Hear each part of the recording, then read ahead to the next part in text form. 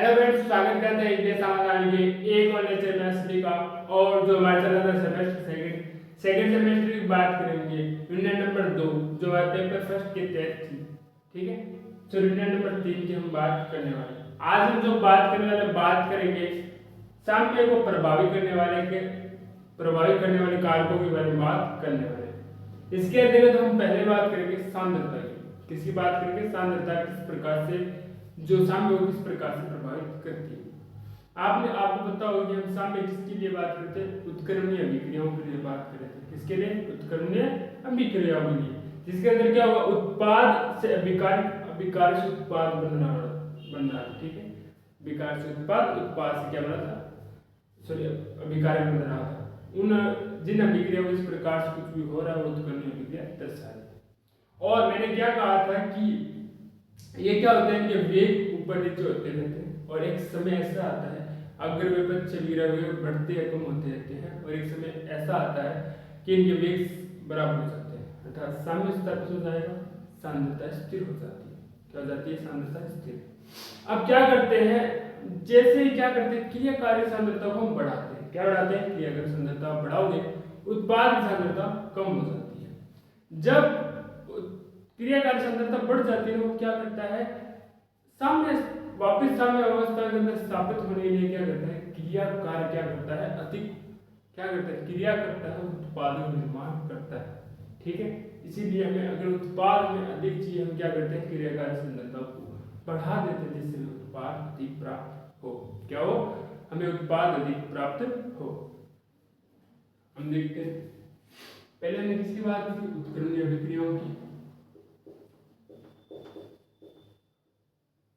विक्रिया की बात की थी। कौन दर्शाते हैं? जिससे क्या बोले? अभिकारक उत्पाद से क्या है? अभिकारक। ठीक है, और इसमें क्या होता है आपको पता होगा? गतिक साम्य के द्वारा क्या जाता है? इसमें साम्य स्थापित होता है। ठीक है, अगर हम बात करें, ये थी बाएं तरफ, जिसको हमने कौन सा कहा था? अग्र अभिक्रिया का वेग। इसको मैंने कहा था, अब पक्ष कह सकते हो, विपरीत कह सकते हो, प्रतीक कह सकते हो। इस बार इसको पक्ष अभिक्रिया का वेग, जो क्या था? डायरेक्ट। ठीक है, सामने के अंदर क्या हो रहा था? अग्र पक्ष क्या थे? बराबर। ठीक है, और इन दोनों की सांद्रता क्या थी? स्थिर।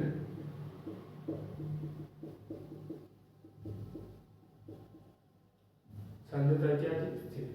अब ये मेरे पास क्या था? आर रिजल्ट, ये मेरे पास होता है प्रोडक्ट।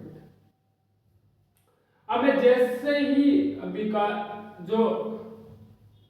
को तो सांद्रता बढ़ा देता हूं और उत्पाद सांद्रता क्या होती है? कम। यहाँ पर सांद्रता मैंने बढ़ाई है किसकी?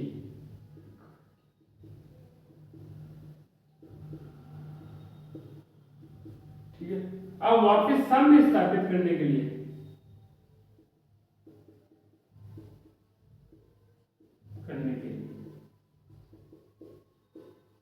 कौन?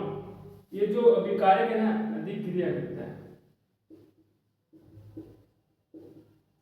इसी का तो उत्पाद की मात्रा बढ़ती है। उत्पाद की मात्रा बढ़ती है, उत्पाद की मात्रा बढ़ती है।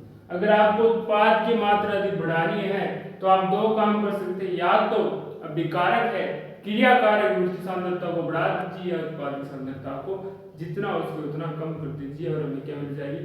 उत्पाद की मात्रा अधिक मिल जाती है। हम सामने प्रभावित करने वाले कारकों में हम किसकी बात करते हैं? दाब की बात करते हैं, प्रेशर की। इसमें देखिए आपको तीन प्रकार की अभिक्रिया दिखाई देगी। पहले हम बात करते हैं कि दाब का प्रभाव कहाँ देखने को मिलता है। ठीक है, दाब का प्रभाव आपको दो जगह देखने को मिल जाता है कि अभिक्रिया कैसे होनी चाहिए? गैसीय होनी चाहिए। दूसरा क्या होना चाहिए? जो उसके स्टाइकोमीट्रिक गुणांक, अर्थात अणुओं की संख्या क्या होनी चाहिए? दोनों में बराबर नहीं होनी चाहिए। दो होते हैं, एक तो क्या होना चाहिए? वो गैसीय, एक क्या होनी चाहिए? उसके अंदर अणुओं की संख्या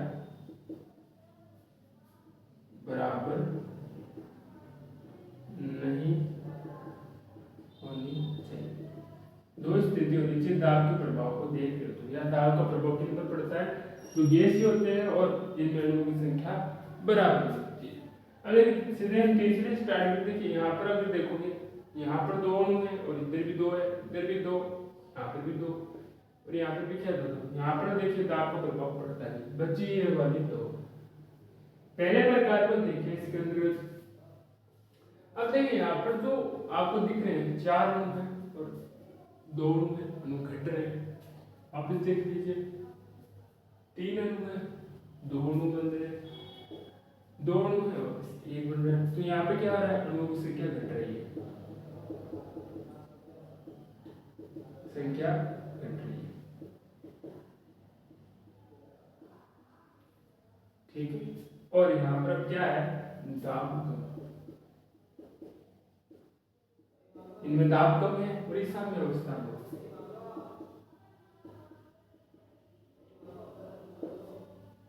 अगर मुझे उत्पाद की मात्रा अधिक प्राप्त करनी है, अगर मुझे क्या करना हो, उत्पाद की मात्रा अधिक प्राप्त करनी है, मैं क्या करता हूँ, यहाँ पर दाब को बढ़ाता हूँ। क्या करता हूँ, दाब को जब बढ़ाऊंगा तो मुझे क्या मिल जाएगी, उत्पाद की अधिक मात्रा मिल सकती है। मुझे इसकी विपरीत देखिए, यहाँ पर कितने अणु थे, 1 2 मिल रहे, यहाँ पर 1 थे 2 मिल रहे, यहाँ पर 1 था 2 मिल रहे। यहाँ पर क्या हो रहा है, अणुओं की संख्या बढ़ रही है, इंक्रीज हो रही है, बढ़ रही है। दाब क्या हो गया, अधिक। अब है ये साम्य अवस्था में, सॉरी दाब क्या है, स्थिर है, दाब इसका स्थिर है। और मुझे अगर उत्पाद की मात्रा अधिक प्राप्त करनी है, क्या करनी है,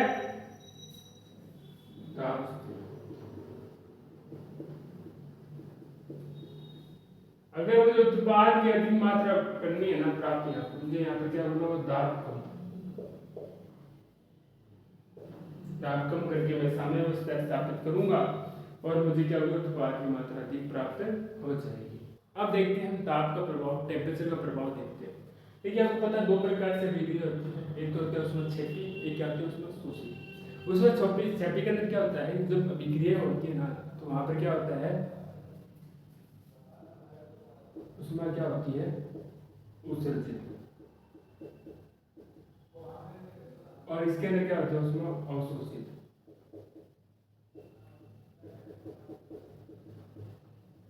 ठीक है, अगर आप विक्रिया के अंदर उसमें छिपी प्रकार की विक्रिया तो उसके अंदर उसमें अवशोषित, उसमें निकलती है टेम्परेचर ऊर्जा निकलती है, और इसके अंदर क्या होती है, ऊर्जा ग्रहण होती है, उसमें ग्रहण होती है।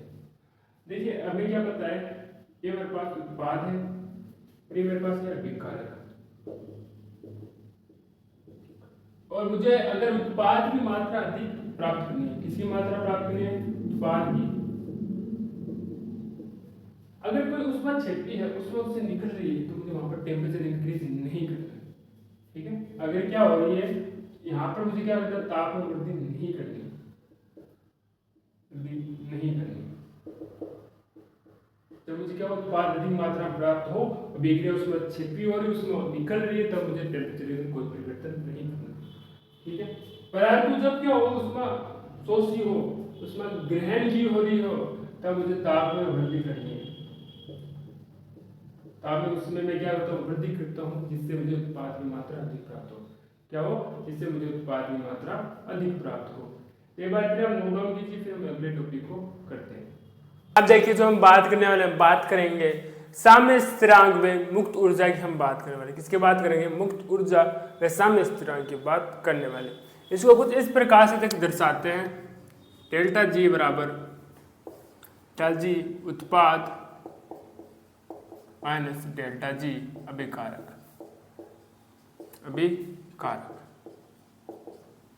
डेल्टा जी उत्पाद और डेल्टा जी अभिकारक रूप में। यहाँ पर देखिए 3 कंडीशन बनती है, 3 स्थिति बनती है। केस नंबर 1 की बात करते हैं। अगर डेल्टा जी बराबर 0 हो, डेल्टा जी बराबर क्या हो, 0 हो, तो वहां पर साम्य स्थापित हो जाता है। क्या स्थापित हो जाता है, साम्य। अब हम बात करते हैं कि डेल्टा जी क्या हो, 0 से अधिक वैल्यू प्राप्त करें, तो यहां पर डेल्टा जी का मान क्या हो जाता है, पॉजिटिव। डेल्टा जी क्या हो, यहां पर पॉजिटिव होता है, तो इसका अर्थ क्या होता है कि जब अभिक्रिया को आप पूर्ण करते हैं, क्या होता है, अभिक्रिया को पूर्ण करने के लिए यहां पर कार्य करना पड़ता है। अर्थ है अभिक्रिया संपन्न करने के लिए आपको क्या करना पड़ेगा, तंत्र को कार्य करना पड़ेगा। अगर कार्य कोई स्थिति के अंदर नहीं होता है, क्या हो, कार्य नहीं हो, तो वहां पर जो अभिक्रिया है वो भी नहीं होगी। कार्य नहीं होगा तो वहां पर अभिक्रिया भी नहीं होने वाली है। अगर हम तीसरे केस की बात करते हैं, अगर क्या हो, 0 की वैल्यू अधिक हो बल्कि डेल्टा 0 का मान कम हो, क्या हो, 0 की वैल्यू अधिक हो जाए परंतु जो डेल्टा 0 है उसकी वैल्यू क्या होता है, कम होता है, तो वहां पर क्या होता है, डेल्टा जी नेगेटिव होगा, ऋणात्मक होता है। इस समय क्या होगा, तंत्र में अभिक्रिया स्वयं ही संपन्न होने लगेगी। क्या होती है, अभिक्रिया स्वतः ही क्या होगी, संपन्न। परंतु जब अभिक्रिया स्वतः संपन्न होगी तो कार्य भी तो कर रहा होगा ना, तो फिर वहां पर भी होगा संपन्न होगी तो कार्य भी होगा, कार्य भी हो रहा होगा, वहां पर कार्य भी हो रहा होगा अगर वो अभिक्रिया स्वतः संपन्न हो रही है। उस समय क्या होता है, जो डेल्टा जी है ना, डेल्टा जी वो प्रेरक बल के रूप में कार्य करता है। किसके रूप में कार्य करता है, प्रेरक बल के रूप में कार्य करता है, जो आगे हम बात करते हैं अभिकारक उत्पाद की सांद्रता, ठीक है, और दाब पर निर्भर करता है। अभिकारक की सांद्रता, उत्पाद की सांद्रता ताप दाब पर निर्भर करता है, और क्या करता है, वो निर्धारण करता है। क्या करता है, निर्धारण किसका करता है, मोलर मुक्त ऊर्जा का। किसका निर्धारण करता है, वो मोलर मुक्त ऊर्जा का निर्धारण करता है। अब आगे इसको क्या होगा, गणितीय रूप में लिखने का प्रयास करते हैं। हम देखते हैं आगे इसमें क्या पढ़ते हैं। पहला देखिए, जो डेल्टा जी है ना, उसको माइनस डेल्टा एच और टी डी एस के रूप में इसको दर्शाते हैं। इसके अंदर जो डेल्टा एच है ना,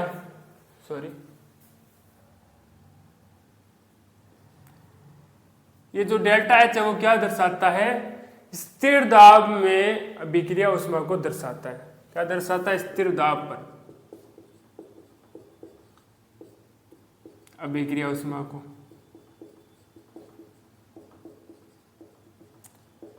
जबकि ये टीडीएस क्या दर्शाता है, ऊष्मा की मात्रा को। ठीक है, ये स्थिर दाब पर अगर स्थिर आयतन पर हो तो स्थिर आयतन पर आप कुछ इस प्रकार से दर्शाते हैं। ये हेमलोट्स गुणांक के रूप में दर्शाया जाता है। किसके द्वारा, हेमलोट्स गुणांक के रूप में ये दर्शाया जाता है। ठीक है, किसके गुणांक के रूप में, हेमलोट्स गुणांक के रूप में दर्शाया जाता है। अब देखिए, कोई अभिक्रिया कुछ इस प्रकार से हो रही है,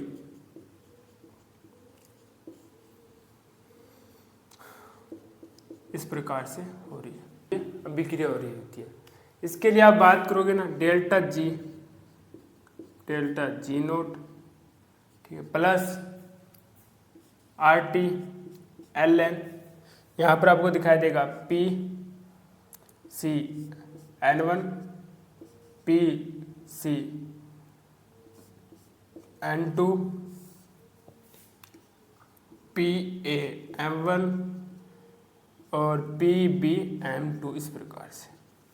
और ये आपको पता होगा क्या दर्शा रहा था, केपी को दर्शा रहा था।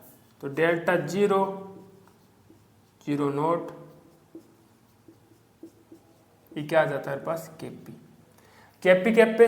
और कैसी संबंध की बात करें कुछ इस प्रकार से। केपी को क्या था, कैसी आर टी डेल्टा एन, तो रख देते हैं मान। ठीक है। जब आप मान रखने से पहले देखिए जो डेल्टा और जीरो होता है ना साम्य अवस्था की, क्या होता है यहाँ पर शून्य होता है, क्या होता है शून्य होता है, तो इसका हम वैल्यू रख देते हैं। यहाँ पर संबंध भी लिख देते हैं, ठीक है। के सी बराबर क्या हो जाता है आर टी डेल्टा एन, ठीक है। अब इसको इधर भेज देते हैं हम, डेल्टा जीरो की वैल्यू याद कर लेते हैं, माइनस का आर टी एल एन के C R T delta N. Gibbs मुक्त ऊर्जा के लिए, गिब्स मुक्त ऊर्जा के लिए क्या हो जाता है, जो डेल्टा एन क्या हो जाता है जीरो, तो हमारे पास मान क्या निकलता है delta zero R T L N R T sorry कैसी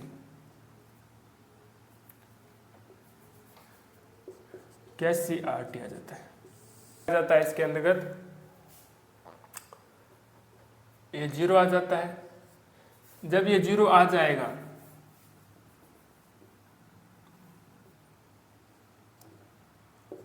आर टी एल एन कैसी आर टी बराबर जीरो, इसकी वैल्यू 1 हो जाएगी।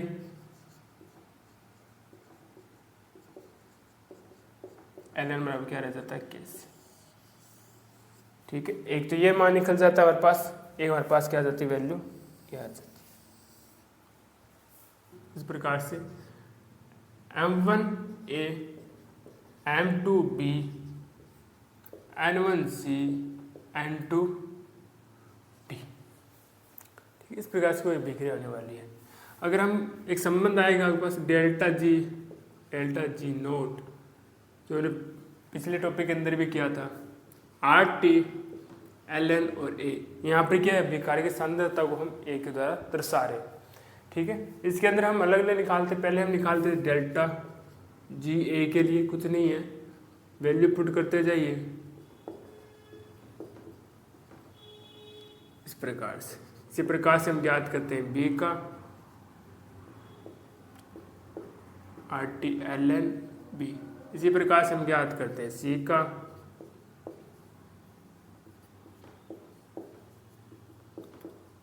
इसी प्रकार से हम ज्ञात करते हैं डी का।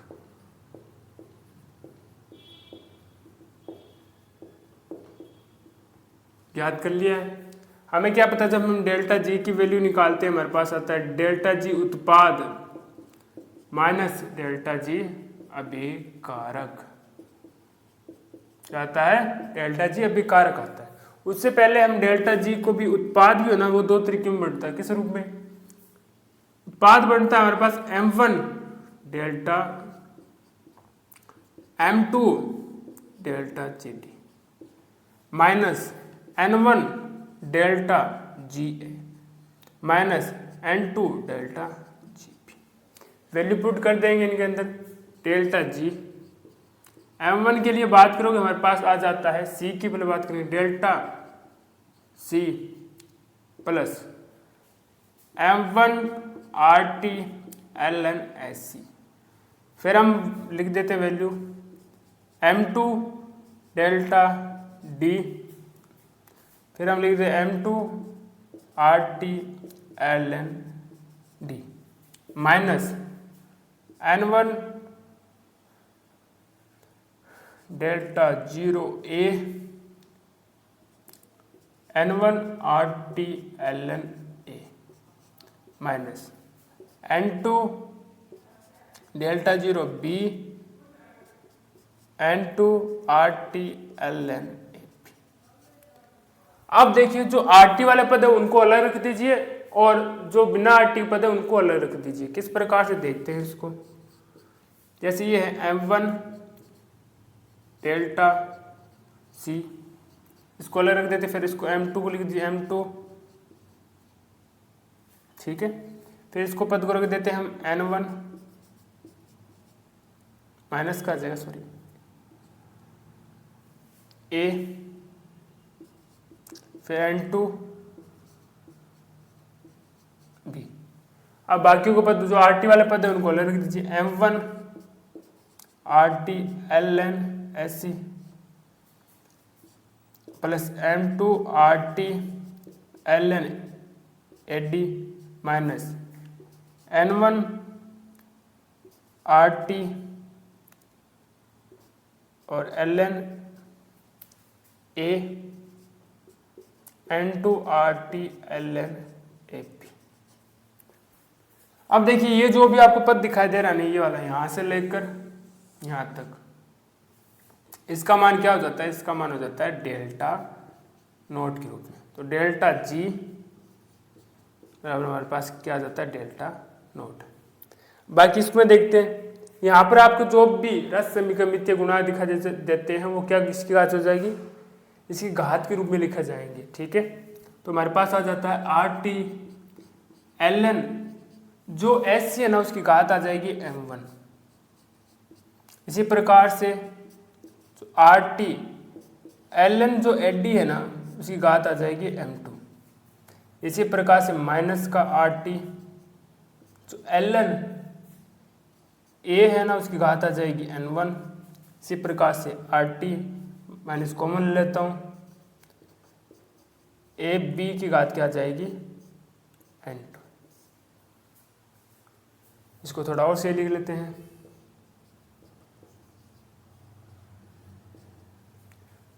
अब देखिए RT कॉमन ले लिया मैंने, इसमें से पूरे में से कॉमन ले लिया। इसको अगर लिखोगे, इसको लिखा जाता है L1 SC बराबर M1 AT बराबर क्या लिखा जाता है M2। इसी प्रकार से इसको लिखोगे तो यह लिखा जाएगा ln A की पावर N1 और AD N2। इसको थोड़ा और ऊपर लिख लेते हैं,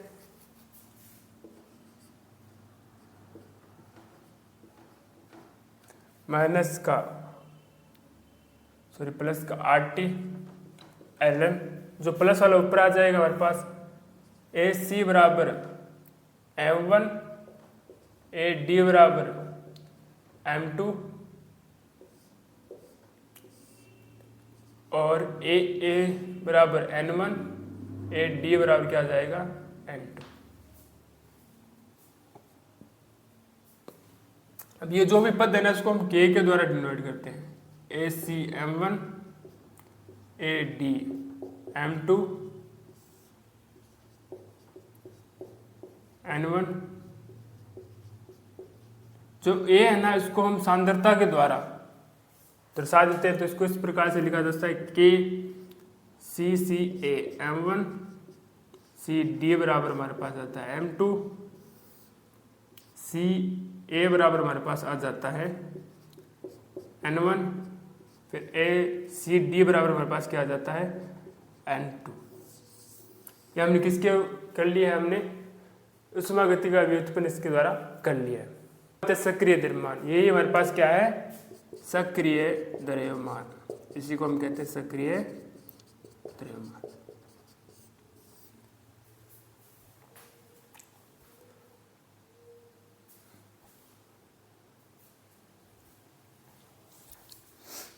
आशा करते हैं आज का लेक्चर आपको अच्छे समझ में होगा। फिर भी मन के अंदर कोई डाउट्स रहते हैं तो कमेंट में लिख दीजिएगा, आने वाली क्लास के अंदर जरूर सोल्यूशन दिया जाएगा। लगातार पढ़ते रिवीजन करते रहिए। मिलते हैं आपको एक और नए लेक्चर में, तब तक के लिए धन्यवाद।